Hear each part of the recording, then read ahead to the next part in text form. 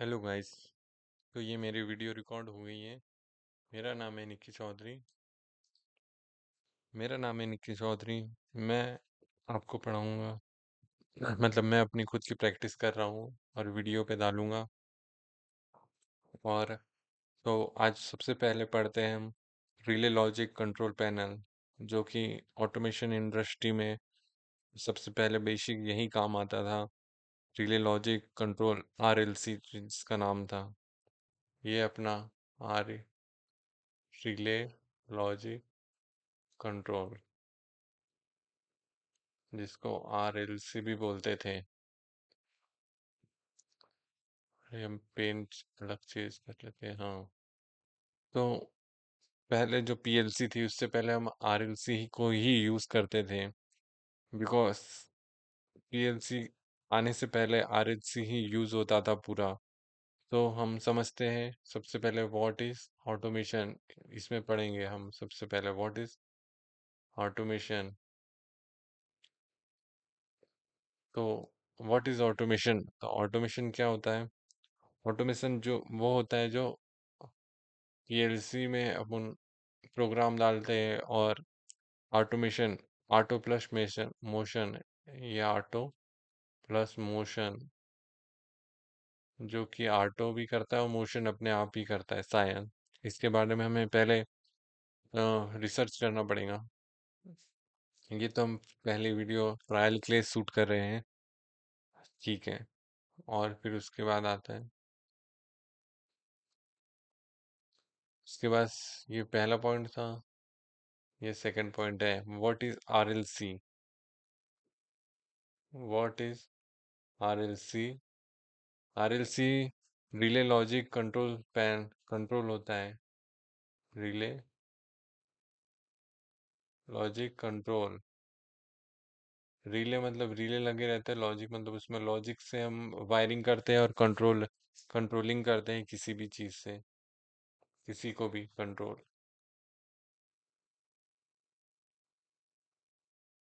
ये था हमारा दूसरा।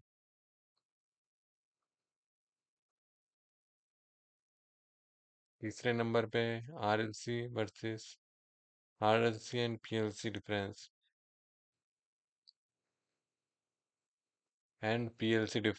तो RLC क्या होता है? रिले लॉजिक कंट्रोल होता है। और PLC होता है प्रोग्रामेबल लॉजिक कंट्रोल। आर RLC में हमें पैनल वायरिंग करना पड़ता था पहले। बहुत बहुत हेवी हेवी वायर से इधर से उधर होता था, और उसमें हमें ट्रबल शूटिंग में बहुत सारा टाइम लगता था। और हमें PLC ने बहुत ही आसान कर दिया है ट्रबल शूटिंग। हमें कुछ ही सेकंड में प्रोग्राम में पता चल जाती है कि क्या दिक्कत आई थी। और रिले लॉजिक कंट्रोलर में हमें पूरे वायर को देखना पड़ता था, पूरा चेक करना तब पड़ता था, उसके बाद हमें फॉल्ट पता चलता था। इसलिए हम, यही होता है दोनों का डिफरेंस। कल हम इसके बारे में फिर से रिसर्च करके और फिर वीडियो फिर से बनाएंगे एक बार। ये तो आज हमारा ट्रायल है।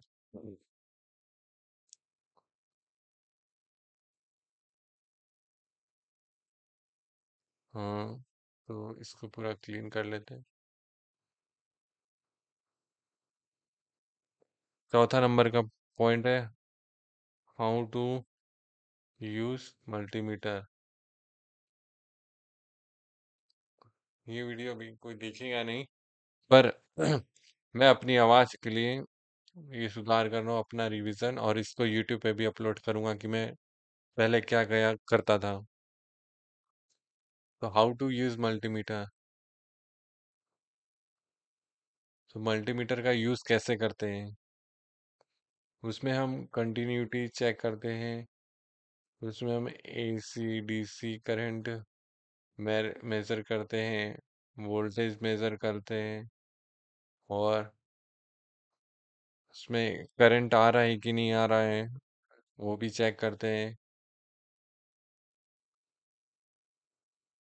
लाइव करंट चेक करते हैं, और बहुत सारी चीज़ें करते हैं। ओम ओम चेक करते हैं, एम्पेयर चेक करते हैं, और बहुत सारी चीज़ें चेक करते हैं, पर उसकी पूरी पता रहना चाहिए हम क्या क्या चेक करते हैं। तो पता करेंगे इसके बारे में भी हम। यही सब होता है। फिर फिफ्थ नंबर पे आता है types of electrical switch. Types of electrical switch.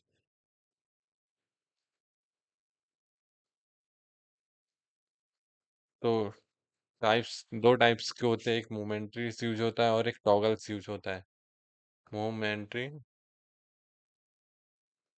Switch.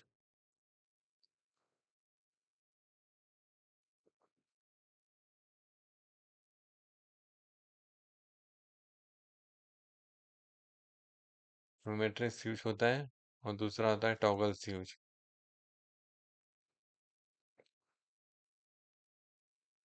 Toggle switch. Momentary में हमारे आते हैं एनओ, एनसी, ये सब आते हैं। और टॉगल में जो आते हैं, जो वन वन वन टाइम में वन ही प्रोसेस करता है। उसमें आते हैं जैसे हमारा लिमिट स्विच।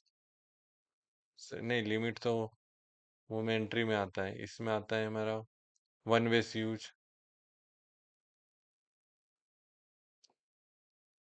और बहुत सारे स्विचेस आते हैं जो कि वन वे स्विच आते हैं। ठीक है। तो हमने टाइप्स ऑफ इलेक्ट्रिकल स्विचेस भी देख लिए हैं। अब हम देखेंगे, छठवें नंबर पे आता है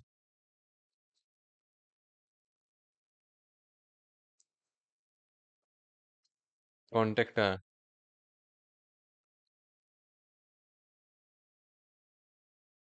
कॉन्टेक्टर आपको पता होंगी कॉन्टेक्टर क्या होता है। कॉन्टेक्टर एक इलेक्ट्रिकली ऑपरेटेड स्विच होता है। पता है ना। कॉन्टेक्टर एक इलेक्ट्रिकली ऑपरेटेड स्विच होता है। जो कि हमारे स्विचिंग ओ सॉरी जो कि हमारे पावर वायरिंग में और मोटर मोटर को चालू करने के लिए काम आता है। इलेक्ट्रिकली ऑपरेटेड स्विच होता है एक तरह का, जिस ये जैसे ये बना रहता है। तो इसमें L1, L2, L3, NO रहता है।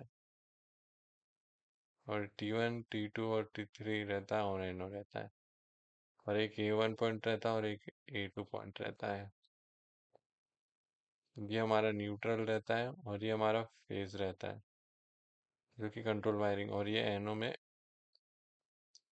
फेस लगाते हैं और NC में रख देते हैं। ठीक है। ये हमारा होता है कॉन्टेक्टर। और कॉन्टेक्टर की वर्किंग प्रिंसिपल जो कि मैंने ये बताया, यही होता है कॉन्टेक्टर की वर्किंग प्रिंसिपल, जो कि इलेक्ट्रिकली ऑपरेटेड स्विच होता है। इलेक्ट्रिकली ऑपरेटेड स्विच होता है। हमारी राइटिंग पूरी टेढ़ी मेढ़ी जा रही है, पर कोई नहीं, आपको समझ आना चाहिए। मतलब मुझे ही समझ आना चाहिए। अब हम थ्री फेस मोटर वायरिंग देखेंगे। Three phase motor wiring. तो थ्री फेस मोटर वायरिंग ये है अपनी एक, दो, तीन, चार, पाँच, छः। मोटर कैसी होती है? U1, V1, W1, W2, U2, V2।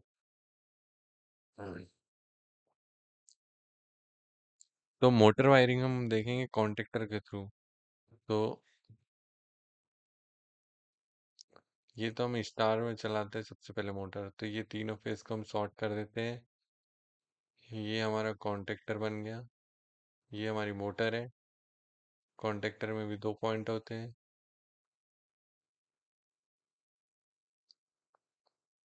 चार पॉइंट होता है। ये NO होता है।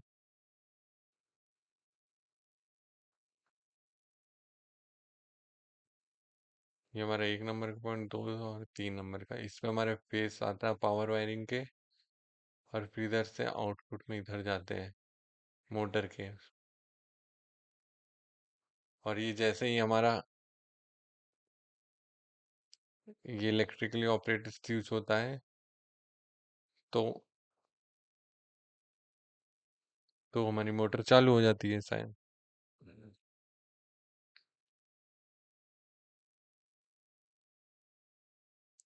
इसको हम पढ़ेंगे बाद में, बाद में स्टडी करेंगे। अभी तो हम अपनी ऑडियो को सुधारने के लिए काम कर रहे हैं।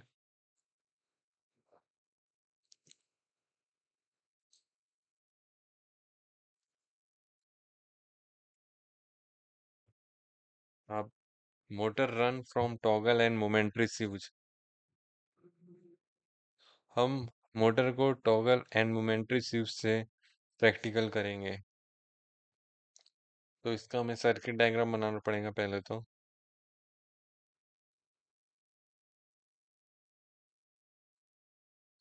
ये हमारा ले लिया एनो,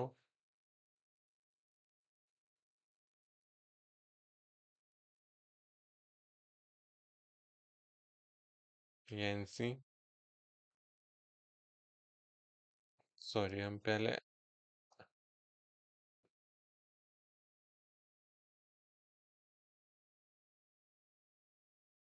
एनसी एनो। ये हमारे मोमेंट्री स्विच से हम अपनी मोटर को रन करेंगे। तो ये कॉन्टेक्टर के,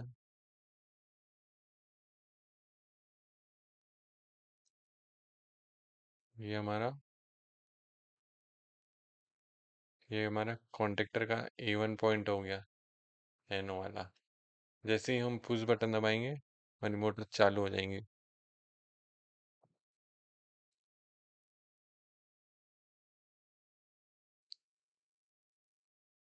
मोटर रन स्टार्ट हो जाएंगी। तो ये हमारा सर्किट डायग्राम है।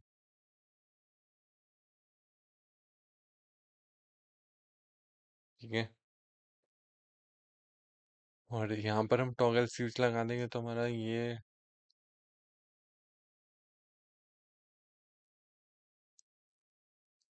टॉगल से ऑन होंगी, टॉगल से ऑफ होंगी, दोनों एक दूसरे पे एक ही बटन से काम हो जाए। और ये हमारी एनसी बटन है जो कि हमारी बंद करने के उसमें काम आएंगी। ये हम अपनी कम्युनिकेशन स्किल को सुधारने के लिए वीडियो बना रहे हैं। ठीक। अब कॉन्टेक्टर होल्डिंग विथ स्लेचिंग, सॉरी, तो हमने अभी कॉन्टेक्टर की होल्डिंग ही की थी। तो कॉन्टेक्टर की होल्डिंग करने के लिए,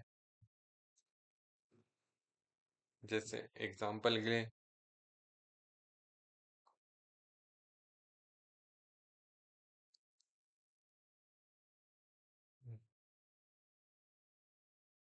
ये हमारा कॉन्टेक्टर है।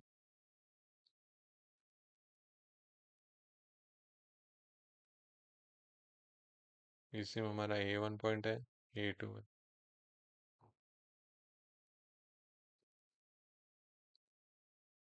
ये तो न्यूट्रल आ गया, ये बीके है, बीके है। अब फेस लाना है तो A1 में हम डायरेक्ट फेस नहीं लाएंगे, सबसे पहले यहाँ पर देंगे और यहाँ पर हम लाएंगे डायरेक्ट फेस। और होल्डिंग देने के लिए यहाँ पर फेस लाया। ये हमारी एनो बटन है,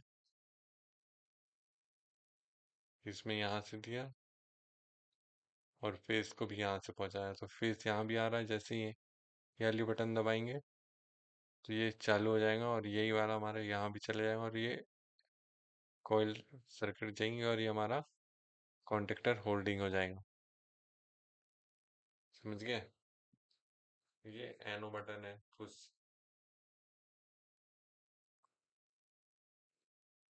एनो बटन ही हमारा पुश बटन है जो कि होल्डिंग कर देगा। बस यही था हमारा कॉन्टेक्टर होल्डिंग।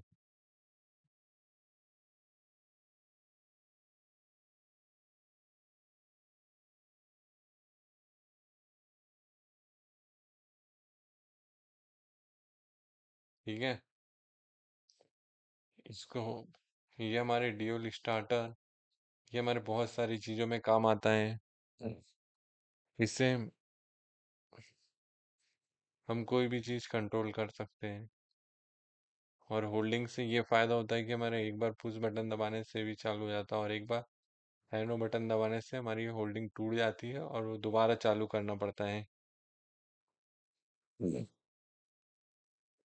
ठीक है। अब ओएलआर ट्रिप सर्किट, ओवरलोड रिले, ओएलआर। ओएलआर हम इसलिए लगाते हैं,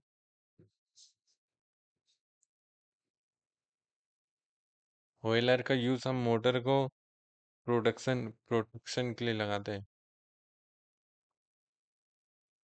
ओएलआर प्रोटेक्शन के लिए लगाते हैं हमारी मोटर सेफ्टी के लिए, कि भले ही उसमें ओवर करंट आए, ओवर करंट या ओवर वोल्टेज या जो भी आए, तो सबसे पहले हमारा ओएलआर ट्रिप हो जाए।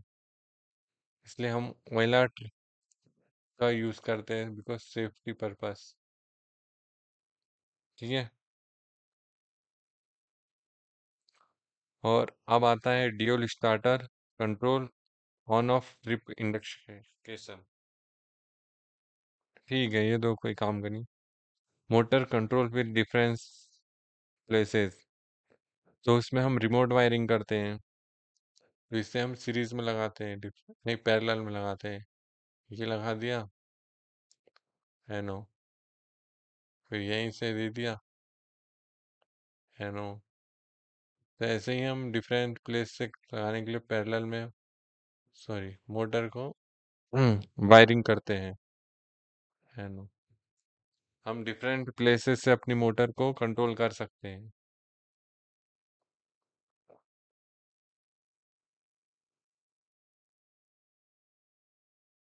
हम्म मोटर का अब ई stop wiring, emergency stop wiring.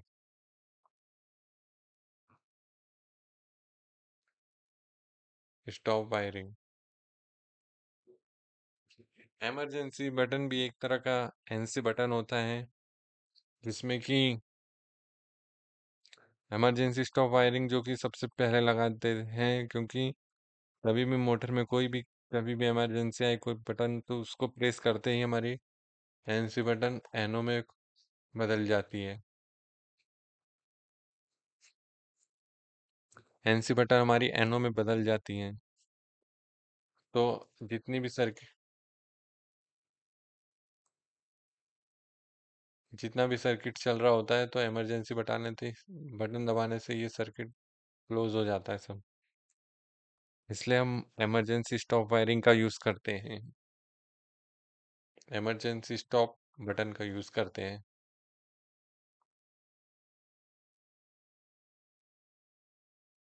अब उसके बाद आता है हमें मोटर डायरेक्शन चेंज करना है, तो हमें कौन सी वायरिंग करना पड़ेगा। तो ये हमारा आर, ये वाई, ये बी। तो हमें मोटर की डायरेक्शन चेंज करने के लिए कोई भी दो फेस चेंज कर देते, तो हमारी मोटर की डायरेक्शन चेंज हो जाती है। इससे आर, बी और इसको वाई, तो हमारी मोटर फॉरवर्ड में चलेंगी। बस यही कॉन्सेप्ट है मोटर डायरेक्शन चेंज करने का। अब इसके बाद हम बनाएंगे फॉरवर्ड रिवर्स मोटर स्टार्टर।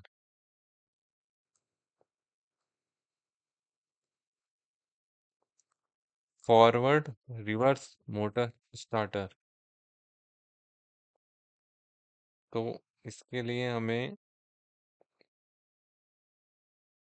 दो कॉन्टेक्टर की जरूरत, तीन कॉन्टेक्टर की जरूरत पड़ेगी। K1, K2, main.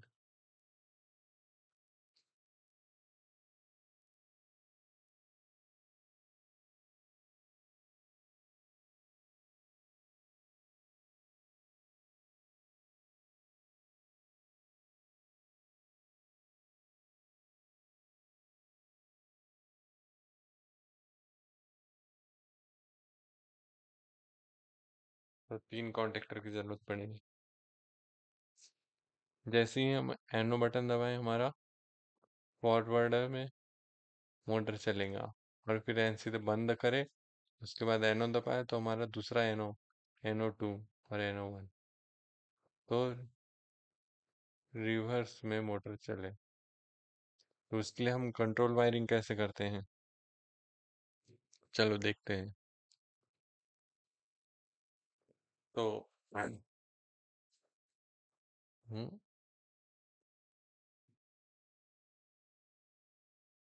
ये हमारा एनसी बटन हो गया, एनो, ये भी एनो।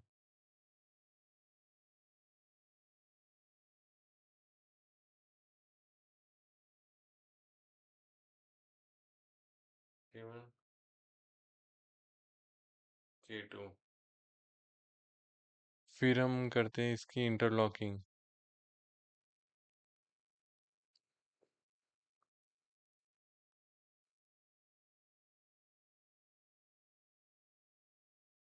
इसकी K2 से करते हैं और इसकी K1 से करते हैं। जब ये K1 चालू हो तो K2 चालू ना हो, और जब ये चालू हो तो वो चालू ना हो, इसलिए हम इंटरलॉकिंग करते हैं एक दूसरे के अंदर। ये मैं शॉर्ट्स में डायग्राम बताता हूँ, ठीक है। यही होती है मेरी फॉरवर्ड रिवर्स मोटर स्टार्टर। इसी में हमने आउटपुट से इंटरलॉकिंग भी कर दी है। ये होता है इंटरलॉकिंग कि जब एक मोटर चले तो दूसरे ऑन ना हो, और दूसरा चले तो पहला ऑन ना हो, इसलिए हम इंटरलॉकिंग करते हैं। ठीक है।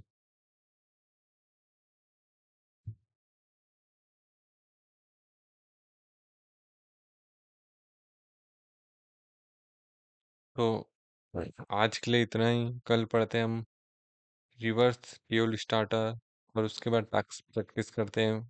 ठीक है।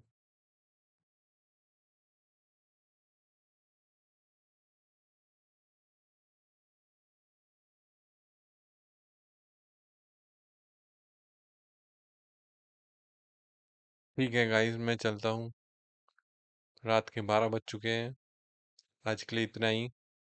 इससे हमें पता चलता है कि हमारी कितनी बड़ी स्किल है। इससे उससे पता चलता है कि हम कौन सी स्किल सीख रहे हैं और कितनी बड़ी, और हमें कितना आता है, और हमारी आवाज़ क्यों नहीं निकल पाती है। शुरू में तो हम सीखने के लिए कर रहे हैं, पर धीरे धीरे डेली प्रैक्टिस करेंगे, डेली इसी पे करेंगे तो हमारी इंक्रीज हो जाएंगी बोलने की स्पीड, सब चीज़। ठीक है।